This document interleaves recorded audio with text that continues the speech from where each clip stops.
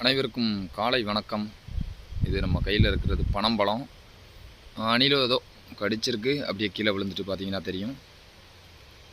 நிறைய நம்ம கிராமத்தில் இருக்கும்போது இதெல்லாம் பார்த்து தெரிஞ்சுக்கிடுறோம். நிறைய சொன்னோம், ஒரு 4 விஷயம் சொல்லியிருக்கோம் கிராமத்துலேருந்து நிறைய சம்பாதிக்க முடியும்னு. இதில் 5ஆவதாக இந்த பனம்பழங்களை பார்த்திங்கன்னா நம்ம பிறக்கி இந்த மாதிரியாக மரங்களில் இருக்கும். நமக்கு தெரிஞ்ச தோட்டங்கள்லையும் சரி, நம்ம தோட்டங்கள்லையும் இதை எடுத்துகிட்டு போய் பனம் குழியாக போடுவோம். நிறைய கிழங்கு, பனங்கிழங்கு சாப்பிடும்போது நிறைய பார்த்திங்கன்னா நார்ச்சத்து இதில் அதிகமாக இருக்கும். நம்ம வயிறு சம்மந்தப்பட்ட பல பிரச்சனைகளை, மழை பெஞ்சிக்கிட்டு இருக்குது பார்த்திங்கன்னா தெரியும், பின்னால் சாரல் விழுந்துக்கிட்டு இருக்குது. நிறைய நமக்கு நார்ச்சத்துக்கள் கிடைக்கும்.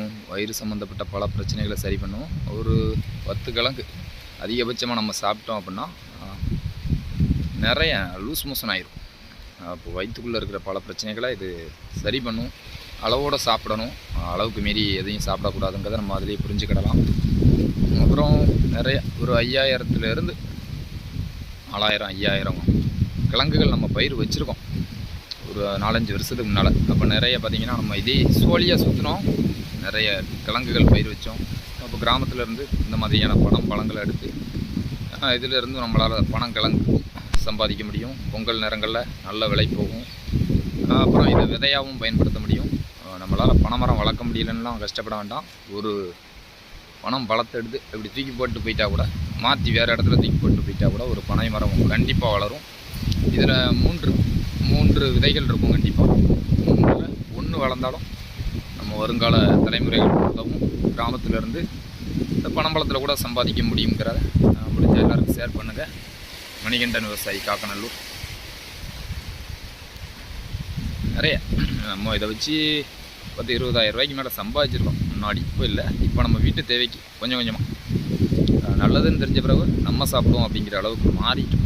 இதுதான் நம்ம விவசாயத்தில் நிறைய நம்மளால் நிறைய உற்பத்தி பண்ணி எல்லா மக்களுக்கும் கொடுக்க முடியும்.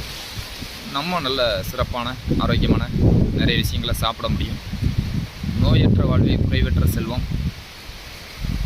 அதனால் இயற்கையாக கிடைக்கிற எல்லாத்தையும் சம்பாதிக்க 1000 வழி இருக்குது. சாப்பிட விவசாயம் ஒரே வழினா இருக்குது. புரிஞ்சுக்கிட்டோம், நான் புரிஞ்சுக்கிட்டேன்.